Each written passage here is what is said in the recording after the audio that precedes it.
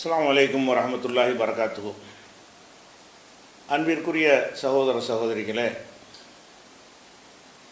நேற்றைய தினம் சீரு இல்லாமல் ஒரு ஒழுங்கு இல்லாமல் வரக்கூடிய பன்மை சொற்களை பற்றி பார்த்தோம். அதுக்கு பல வடிவங்கள் இருக்கிறது.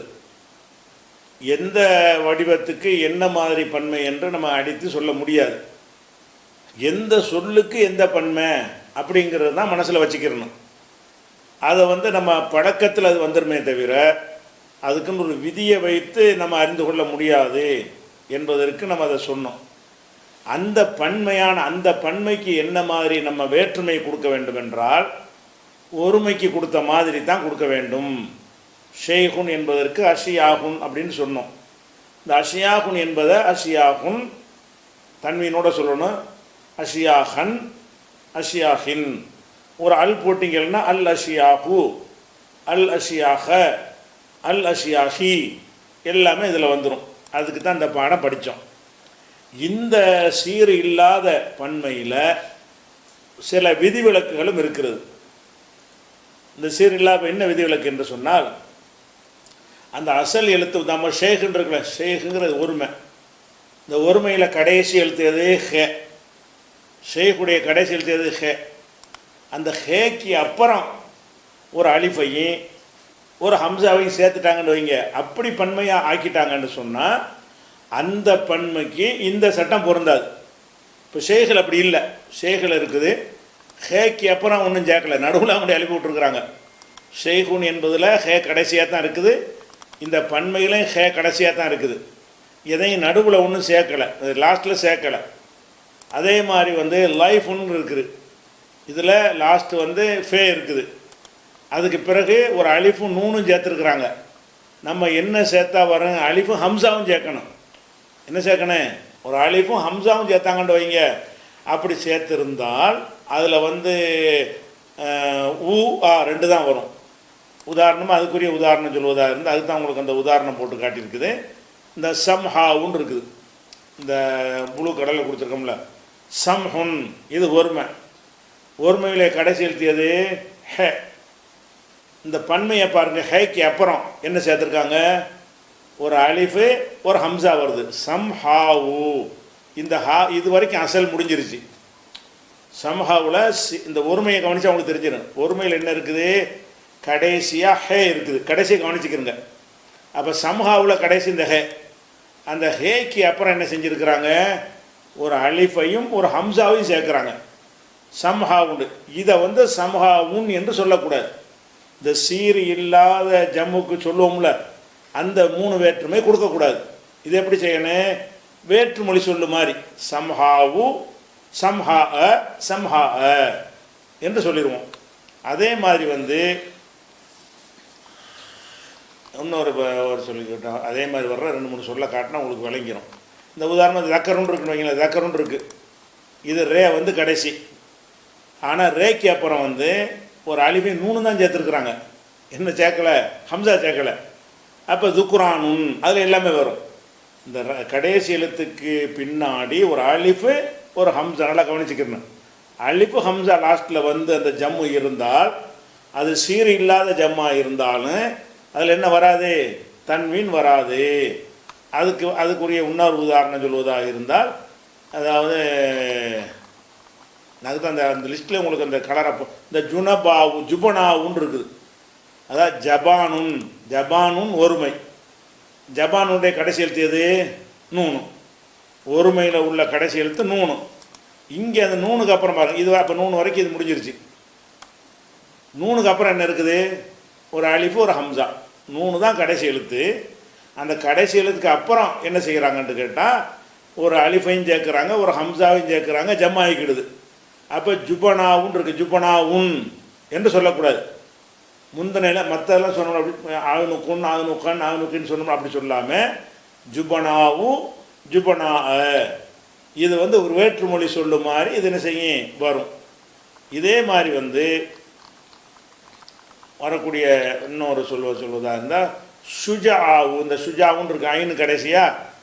அப்போ இதில் ஐனு வரைக்கும் வச்சுக்கிறங்க. இது வரைக்கும் ஐனு வரைக்கும் முடிஞ்சிருச்சு. ஐனுக்கு அப்புறம் என்ன பண்ணியிருக்கிறாங்க? ஒரு அலிஃபும் ஹம்சாவும் சேர்ந்துருக்கு. ஒருமையை பன்மையாக்குவதற்காக வேண்டி ஒரு அலிஃபையும் போட்டிருக்கிறாங்க, ஒரு ஹம்சாவும் போட்டிருக்கிறாங்க, ரெண்டு. அப்போ அசல் எழுத்துக்கு அப்புறம் அலிஃபு ஹம்சா வரணும். அசல் எழுத்துக்கு அப்புறம், அசல் எழுத்து எங்கே இருந்து தெரியும்னா ஒருமையில் தெரிஞ்சிடும்.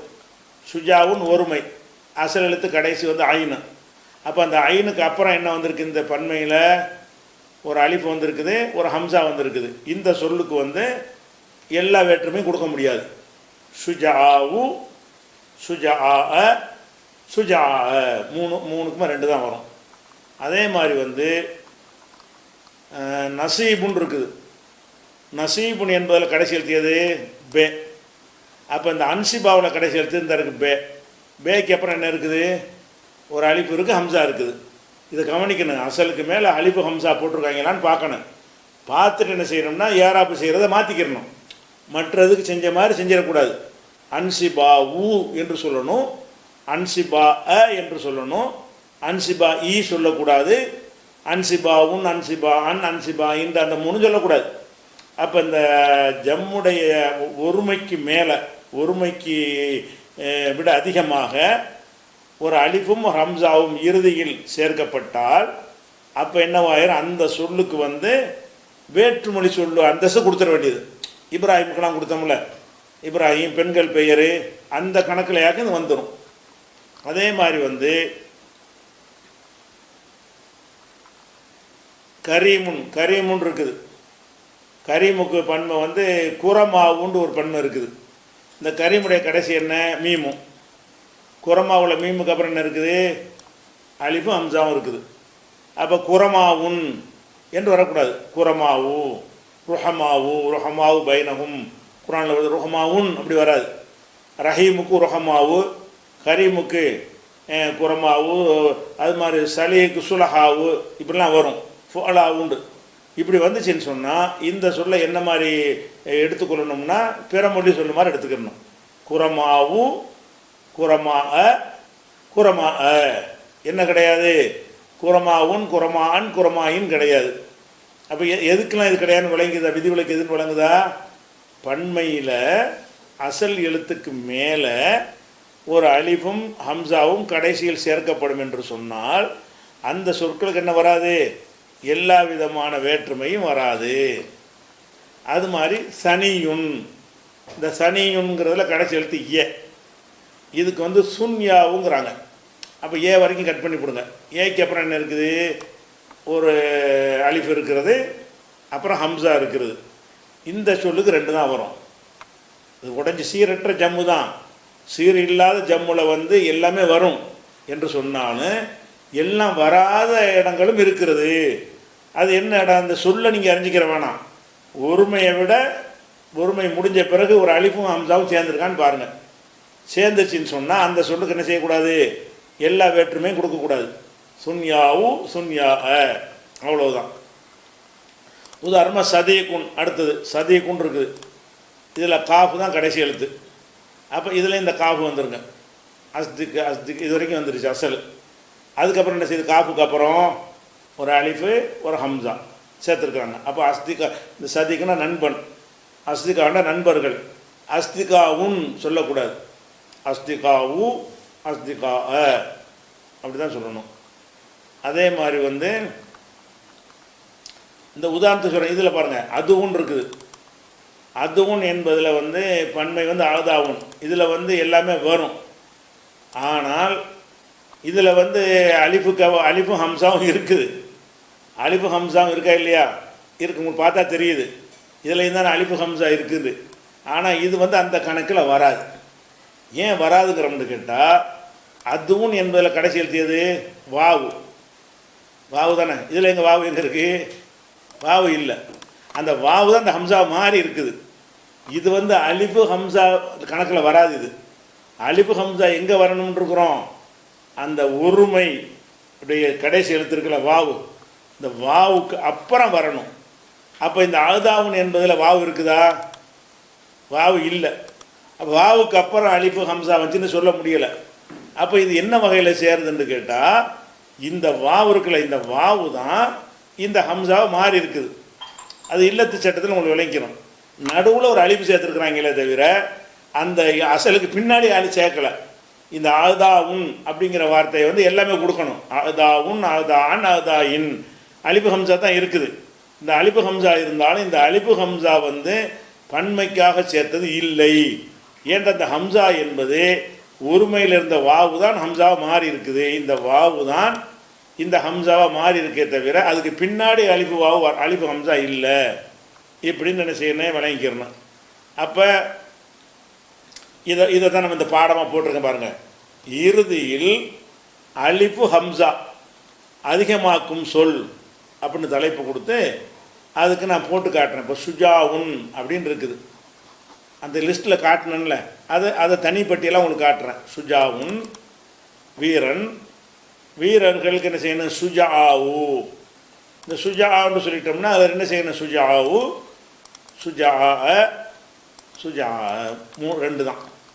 அதே மாதிரி நசீபுன் அதுக்கு பண்ண அன்சிபாவு, அதுக்கு 3 வருமானு கேட்டால் அன்சிபாவு முதல் வேற்றுமை, அன்சிபா இரண்டாம் வேற்றுமை, மூன்றாம் வேற்றுமை அன்சிபா தான் மாறாது. இப்போ கரீமுக்கு குரமாவு முதல் வேற்றுமை, குரமா இரண்டாம் வேற்றுமை, குரமா மூன்றாம் வேற்றுமை வராது, ரெண்டுக்கு ஒரே வேற்றுமை தான். இப்போ சதிக்கு அஸ்திகாவு முதல் வேற்றுமை, அஸ்திகா அஸ்திகா மாறலை. சஃப்ராவு முதல் வேற்றுமை, சஃப்ரா சஃப்ரா இப்படி உதாரணத்துக்காக சொல்லியிருக்கேன். அப்போ நீங்கள் ஏற்கனவே அந்த சீர் இல்லாத ஜம் இருக்குல்ல, அந்த சீர் இல்லாத ஜம்மாக இருந்தாலும் அதில் எல்லாமே எல்லா ஏறாமும் கொடுக்கலாம். சீர் இல்லாத ஜம்மாக இருந்தால் என்ன செய்யலாம், எல்லாமே கொடுக்கலாம்.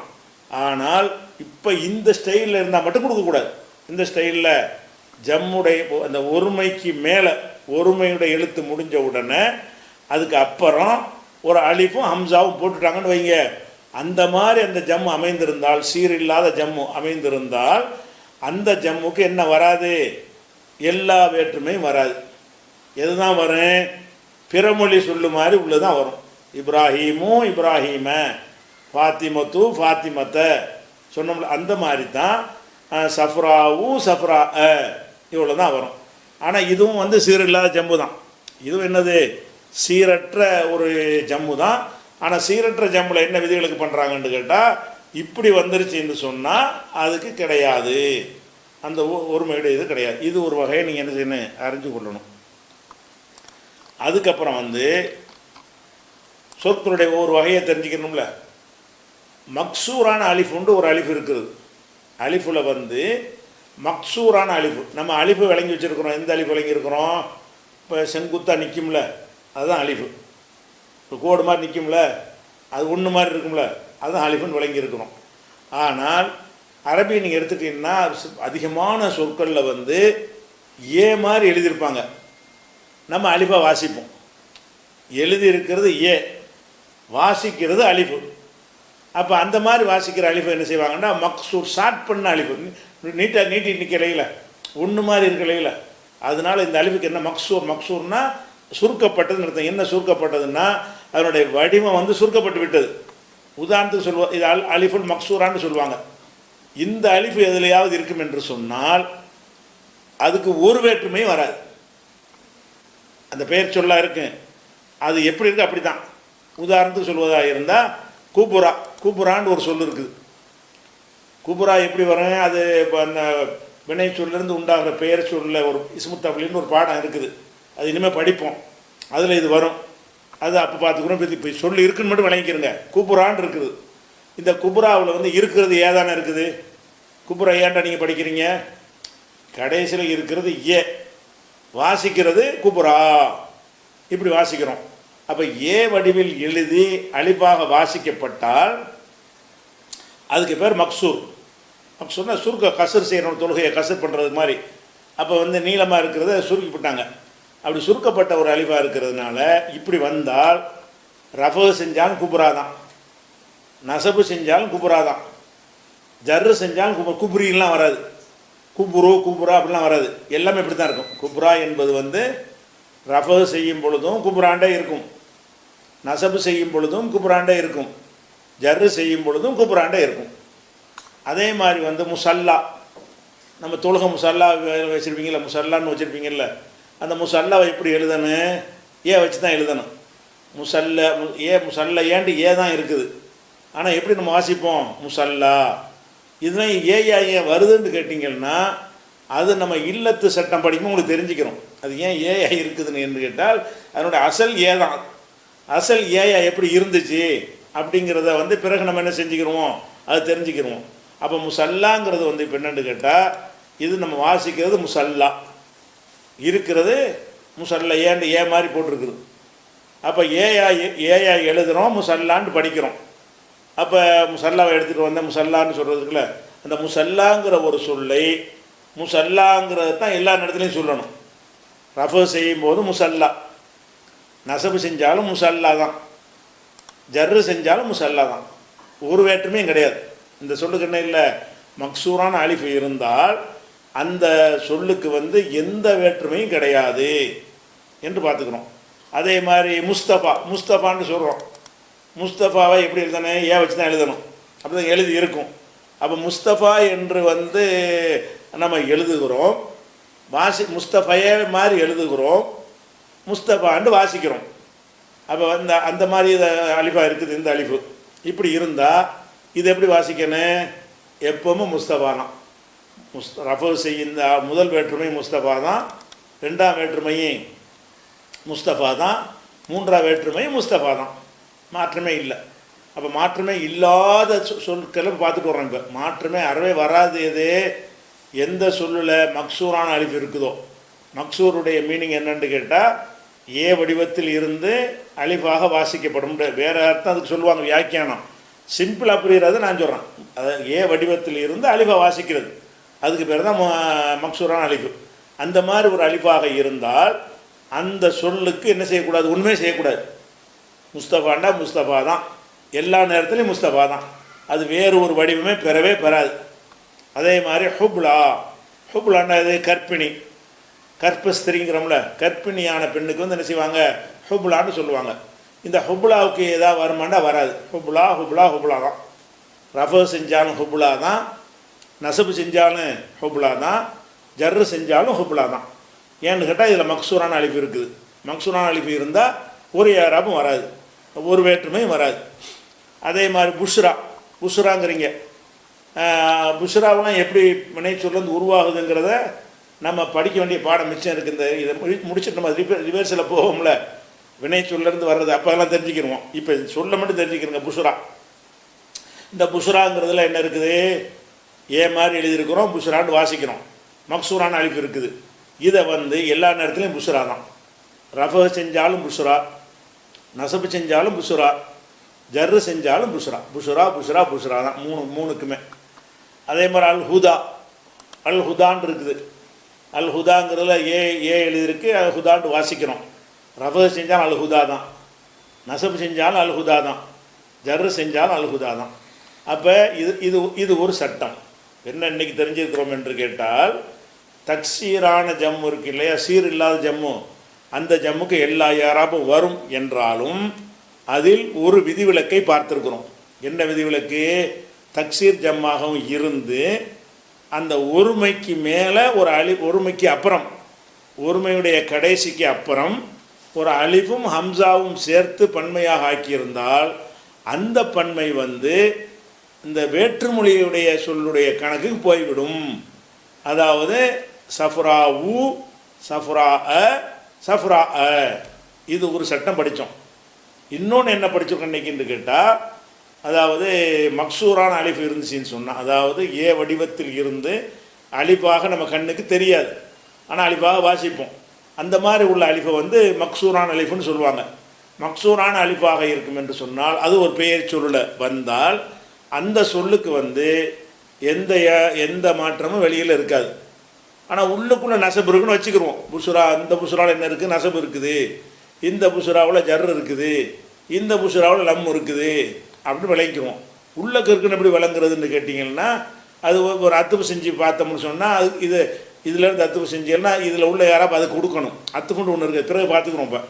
இப்போ நீங்கள் விளங்கிக்கிற வேண்டிய விஷயம் என்னன்னு கேட்டால், அந்த மக்சூரான அலிஃபு இருந்தால் அந்த சொற்களுக்கு வந்து எந்த மாற்றமும் வராது, வேற்றுமையே கிடையாது, வேற்றுமை இல்லாமல் வரும்.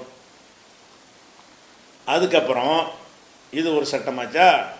அதுக்கப்புறம் வந்து கடைசியில் ஏ இருக்கும். இது மாதிரியான சொற்கள் நிறைய வரும். கடைசியில் ஏ இருக்கும், சுக்குன் வச்ச ஏ இருக்கும். அதற்கு முந்தி கசர் இருக்கும். ஏ இருக்கும், அதுக்கு முந்தி என்ன இருக்கும்? கசர் இருக்கும். அப்படியான சொல்லாக இருந்தால் அதில் வந்து 2 வேற்றுமை வரும். அந்த பெயர் சொல் எப்படி இருக்குது? கடைசி, அந்த பெயர் சொல்லுடைய கடைசியில் ஏ இருக்குது, அதுக்கு முந்தி இருக்கும்ல, கடைசிக்கு முந்தி அந்த எழுத்துக்கு கசர் இருக்குது. அப்படி இருந்தால் அதை வாசிக்கிற அதுக்குரிய வேற்றுமைன்னு தனியாக வச்சுருக்கிறாங்க. உதாரணத்துக்கு சொல்வதாக இருந்தால், இப்போ வந்து அல் காலி, காலி நீதிபதி. அல் காலிங்கிறது எப்படி இருக்கிறது? கடைசியில் ஏ இருக்குது, ஏக்கு முந்தி லாது, லாதுக்கு என்ன கசர் இருக்குது, கடைசியில் ஏக்கு முந்தி கசர். இப்படி இருந்தால் இந்த இடத்துல என்ன செய்வாங்கன்னு கேட்டால், ரஃபு செய்யும்போது காலியூன்னு சொல்லக்கூடாது, அல் காலி சுக்கூனில் தான் சொல்லணும். நசபு செய்யும் பொழுது அல் காலிய, நசபு மட்டும் கரெக்டாக செஞ்சிடுறாங்க. ஜர்ரு செய்யும்போது அல் காலி. இதுவும் ஒரே மாதிரி இருக்கும், ரஃபும் ஜர்ரும் ஒரே மாதிரி இருக்குது. நசபு வெளியில் வந்துடுது, நசபு என்ன செய்யுது? வெளியே வந்துடுது. அப்போ வந்து இது எந்த மாதிரி சொல்லுது என்று கேட்டால், கடைசியில் ஏ இருந்து அதுக்கு முன்னாடி கசர் இருக்கணும். முக்கியம், லைண்டு வந்தால் வரக்கூடாது. லீ வருதுல, அந்த ஈ வரணும். அப்போ கடைசி எழுத்து பெயர் சொல்லாக இருந்து கடைசி எழுத்து ஏயாக இருந்து அதுக்கு முன்னாடி கசரு இருக்கும் என்று சொன்னால், அந்த சொல்லுக்கு என்ன செய்யணும்னு கேட்டால், ரஃபு செய்யும் போதும் ஜர்ரு செய்யும் போதும் சுக்கூனில் நிப்பாட்டணும். நசபு செய்யும் போது ஃபத்தஹு செஞ்சிடணும். அப்போ ரஃபு செய்யும் போது அல் காலி, ரஃபு செய்கிற இடமா இருந்தால் அல் காலி, நசபு செய்கிற இடமா இருந்தால் அல் காலிய, ஜர்ரு செய்கிற இடமா இருந்தால் அல் காலி. அப்போ இது வந்து ஒன்றா இருக்குது, நடுவில் மட்டும் வித்தியாசமாக இருக்குது. அதே மாதிரி அல் முகுனி, அல் முகுனிங்கிறோம். முகுனிங்கிற இசும் அகனாவிலிருந்து இசும் ஃபாயில். இதெல்லாம் இல்லத்துடைய எழுத்து, கடைசி எழுத்து வாவியே வரக்கூடிய எழுத்து. அந்த சட்டம் பின்னாடி நம்ம படிப்போம். இப்போதைக்கு இந்த சொல்லை மட்டும் விளங்கிக்கிறங்க. அல் முகுனி, இந்த சொல்லு என்ன மாதிரி இருக்கிறது? கடைசியில் ஏ இருக்கிறது, அதுக்கு முந்தினது நூனு, நூனுக்கு என்ன இருக்குது? கசர் இருக்குது. முகுனியில் நூனுக்கு என்ன இருக்குது? கசர் இருக்குது. அல் முகுனின்னு இதுக்கு என்ன செய்யணும்? ரஃபு செய்யும் போது அல் முகுனி யூன்னு சொல்லக்கூடாது. அல் முகுனி, முகுனி யூ பேச வச்சு படிக்கக்கூடாது. அல் முகுனி. நசபு செய்யும்போது அல் முகுனிய, ஜர்ரு செய்யும்போது அல் முகுனி ஈ சொல்லக்கூடாது, அல் முகுனி. அப்போ ரஃபு செய்யும்போது அல் முகுனி, நசபு செய்யும்போது அல் முகுனிய, ஜர்ரு செய்யும்போது அல் முகுனி. அதே மாதிரி இன்னொரு உதாரணம் அல் முஸ்தஷ்ஃபி.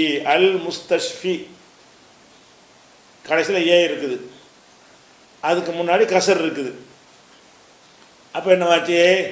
முஸ்தஷ்ஃபிங்கிறது ஜர்ரு செய்யும்போது, ரஃபு செய்யும்போது அல் முஸ்தஷ்ஃபி, நசபு செய்யும்போது அல் முஸ்தஷ்ஃபிய, ஜர்ரு செய்யும் பொழுது அல் முஸ்தஷ்ஃபி.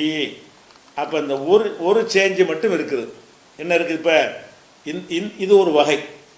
இது என்னது? இந்த மாதிரி சொல்லுக்கு என்ன வச்சுருக்காங்கன்னா, அதுக்கு ஒரு பேர் நம்ம யாபத்துக்காக வச்சுருப்போம்ல. இதுக்கு பேர் வந்து மன்கூஸுன்னு சொல்லுவாங்க. மன்கூஸ், மன்கூஸான பெயர் சொல்லுன்னு இதுக்கு பேர் அரபியில் சொல்லுவாங்க. இந்த மன்கூஸ் அண்டர்லைன் பண்ணி காட்டுறேன்ல, மன்கூஸ். மன்கூஸ்ன்னா அது ஒன்றா பெரிய எழுத்தாக காட்டுறேன், பார்த்துக்குறேங்க. அல் மன்கூஸ், அல் மன்கூஸுங்கிற இந்த பேர் இந்த மாதிரி பேர் சொல்லுக்கு சொல்லுவாங்க. ஏன்னா யாபத்துக்கு கடைசியில் ஏ இருக்குங்க, அது சுக்குன் இருக்குன்னா கஷ்டமாக இருக்குல்ல. மன்கூஸான இசுமுன்ற வேண்டியதான். இதுக்கு வந்து கடைசியில் ஏ இருக்குது, அதுக்கு முந்தைய கசர் இருக்குது, அதுக்கு இப்படி செய்யின்னு சொல்லும்போது ரொம்ப ரொம்ப பேச வேண்டியிருக்கு. அதை விட மன்கூஸான இஸ்முக்கு என்ன செய்யணும்னு கேட்டால், இதை மன்கூஸ். மன்கூஸ்க்கு என்ன செய்யணும்? மன்கூஸ்னா என்னன்னு கேட்டால் வளர்க்கணும். மன்கூஸ்னா என்ன? கடைசியில் ஏ, அதுக்கு முந்தி கசர். இப்படி இருக்கிற பெயர் சொல், பெயர் சொல்லாமல் இருக்கணும். இப்படி இருக்கிற பெயர் சொல் அப்படி இருந்தால் அந்த சொல்லுக்கு வந்து ரஃபு நேரத்திலையும் ஜர்ரு நேரத்திலையும் அது சுக்குன்லே நிப்பாட்டி விட வேண்டும். நசபு செய்யும் பொழுது ஃபத்தஹில் நிப்பாட்டணும் அப்படின்னு சொல்லி மன்கூஸான இஸ்முன்னு முதல் சொன்னது மக்சூரான அலிஃபு உள்ளது. முதல் சொன்னது மக்சூரான அலிஃபு. இது இப்போ சொல்கிறது என்னென்னு கேட்டால் வந்து மன்கூஸ், இந்த இஸ்முக்கு பேர். இந்த மாதிரி வரக்கூடிய பெயர் சொல்லுக்கெல்லாம் என்ன வகைன்னு சொல்லுவாங்கன்னு கேட்டால் மன்கூஸான இஸ்மு, மன்கூஸான பெயர் சொல்லுவாங்க. இதுக்குள்ளே யாரா பெண்ணல் வழங்கிச்சிங்கடா. இதுக்குள்ளே வேற்றுமை என்ன? வேற்றுமை என்னன்னு கேட்டால், ரஃபு செய்யும் பொழுதே சுக்குன் செய்ய வேண்டும், நசபு செய்யும் போது நான் ஃபத்தகு செஞ்சிட வேண்டும், ஜர்ரு செய்யும் போது சுக்குன் செஞ்சிட வேண்டும். இது ஒரு வகை. இந்த வகையெல்லாம் நீங்கள் என்ன செய்யணும், நல்ல மனசில் இந்த லிஸ்ட்டு போட்டேன்ல, அதை வேணால் நீங்கள் மனசில் பதிய வச்சுக்கிற வேணாம். பேப்பர் பிரிண்ட் மட்டும் எடுத்து வச்சுக்கிறங்க யாபத்துக்கு. ஆனால் இதுகள்லாம் மனசில் நிற்கணும். இன்னென்ன வடிவத்துக்கு இதெல்லாம் ரூல் படி வரக்கூடியது. ரூலுக்கு அப்பாற்பட்டு வரக்கூடியதை போட்டுட்டு மனப்பாடம் பண்ணி வேலை இல்லை. இதெல்லாம் விதிப்படி வரக்கூடியது. இப்படி இருந்தால் இப்படி தான், அது விளங்குனா தான் நீங்கள் கரெக்டாக என்ன செய்ய முடியும், அந்த மொழியை கற்றுக்கிற முடியும். இது ஒரு வகை. அதுக்கு அடுத்தது இன்னொரு வகை என்னன்னு கேட்டால், அந்த தன்னிலைன்று சொல்கிறோம்ல, அது வினைச்சொல் நம்ம படிச்சிருக்கோம். வினைச்சொல்ல அஃபாலு நஃபாலு, அஃபாலுண்டா நான் செய்வேன், நஃபாலு நாங்கள் செய்வோம். இது தன்னிலை. சென்ற கால வினையாக இருந்தால் ஃபஅல்து ஃபஅல்னா, ஃபஅல்து நான் செய்தேன், ஃபஅல்னா நாங்கள் செய்தோம். இது வினைச்சொல்லை. இப்படி பெயர் சொல்லுல தன்னிலை இருக்குல்ல. அப்போ என்னுடைய வீடுன்னு சொல்ல வேண்டிய, என் வீடு என்று சொல்ல வேண்டியிருக்கு, எங்கள் வீடுன்னு சொல்ல வேண்டியிருக்குது. அப்போ அந்த இது ரெண்டு பெயர் சொல் தானே. இது ஃபாலாவில் வராது, இது பெயர் சொல்ல வருது. இந்த பெயர் சொல்லுல என்னுடைய, எனது என்று சொல்வதற்கு உள்ளது என்னென்று கேட்டால், சுக்குன் வச்ச ஏயை வச்சு சுக்குன், அதுதான் நான் எனதுன்ற அர்த்தத்துக்கு வரும். நான் நூன் அலிஃபு நான்கு போட்டிங்கன்னா எங்கள்னு அர்த்தம் வந்துடும். அதாவது சுக்குன் வச்ச போட்டால் எனதுன்னு அர்த்தம் வரும், நூன் அலிஃபு போட்டால் எங்கள்னு அர்த்தம் வந்துடும். இந்த சொல்லை இப்போ இந்த என்ற சொல்லை எந்த பெயர் சொல்ல நீங்கள் சேர்த்தாலும் சரி, அதனுடைய வேற்றுமை பூரா மூத்தா போயிடும். இந்த ஏயோட கொண்டு சேர்த்துட்டின்னு வைங்க, அது என்ன சொல்லாக இருந்தாலும் சரி தான், இந்த அனைத்தையும் அடித்து தள்ளிடும், ஒரு ஏறாப்பும் வராது. உதாரணமாக கித்தாபுன்னா புத்தகம். இந்த இதில் உதாரணம் இப்புன்னு வச்சுக்கிறோம். இப்புன்னா என்னது, மகன். இப்புனு என்றால் மகன். இதில் இப்போ ஏயை சேர்த்து விட்டோம். இப்புனி எப்படி சேர்க்கணும், அந்த ஏக்கு தகுந்த மாதிரி கசர் ஆக்கிக்கிறணும். இப்புனுன்று நூ இருந்துச்சுல, அந்த நாவையெல்லாம் கவனிக்கக்கூடாது. என்ன செய்யணும், இந்த போடும்போது ஏக்கு பொருத்தமானது கசர் தான். இப்புனுன் மகன், இப்புனி என் மகன், இப்படி ஆக்கிட்டீங்கன்னா இப்புனி தான் அது.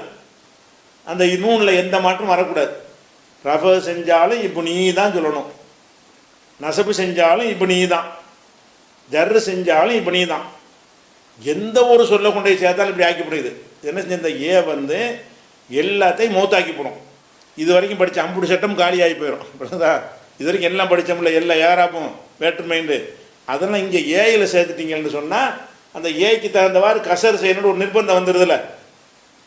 கசர் தான் செய்யணுன்னு வரும்போது வேறு எப்படி நீ ஏறாப்பு செய்வீங்க, கசர் தான் செய்யணுன்னு ஆகிவிட்டது. அப்போ எப்படி நம்ம ஏறாப்பு செய்கிறது, ஒன்றும் செய்ய முடியாது. அதே மாதிரி அபுன் என்றால் தந்தை, அபுன்னா வாப்பா, என் வாப்பான்னு சொல்வதாக இருந்தால் அந்த அபுண்டு பூனா இருக்குது, பூ இருக்குது, அதெல்லாம் கவனிக்கக்கூடாது. அபி, அது பூ இருந்தாலும் நமக்கு தேவை என்னது, வந்துருச்சுல, அபின்னு ஏக்கு தகுந்த மாதிரி கீழே கொண்டு வந்துடணும், கசரை கொண்டு வந்துடணும். அபுன் தந்தை, அபி என் தந்தை.